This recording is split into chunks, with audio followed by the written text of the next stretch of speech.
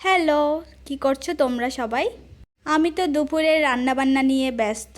আজকে রান্না করছি ডিম ভুনা। এটা আসলে দেখানোর কিছু নেই, তারপরও যেহেতু ভিডিও দিতে হয়, কি নিয়ে ভিডিও করব বুঝতে পারছিলাম না, তাই রান্নাটারই ভিডিও করে নিয়েছি। আর আজকে আমার ডিম ছোলাটা এত সুন্দর হয়েছে, অন্যদিন তো হয় না তেমন একটা। তো ডিমের সাথে আমি আজকে আলু শসাও দিয়েছি, তবে একদম অল্প করে, যেহেতু আমরা মানুষ শুধু দুইজন, আর গতকালকের একটু মাংসের তরকারিও ছিল। এদিকে ক্যান্ডি দেখি শুয়ে আছে একদম আরামসে। আর আজকে সকাল থেকেই বৃষ্টি হচ্ছে। এই যে বৃষ্টি পড়লে আমার আবার ভালো লাগে, তবে কাপড় শুকানোর জন্য একটু ঝামেলা হয় এই আর কি। তবে বৃষ্টি না পড়লে ওই দিন এত বেশি গরম পড়ে, আমার পুরো অবস্থা খারাপ হয়ে যায়। রান্না প্রায় শেষের দিকে, লবণ, গরম মশলা, ডিম আর টমেটো কুচি দিয়ে দিলাম একসাথে। এবার আর কিছুক্ষণ রান্না করলেই হয়ে যাবে। তো ডিম ভুনা রান্না শেষে আমি মাংসটাকে একটু জাল করে নিলাম।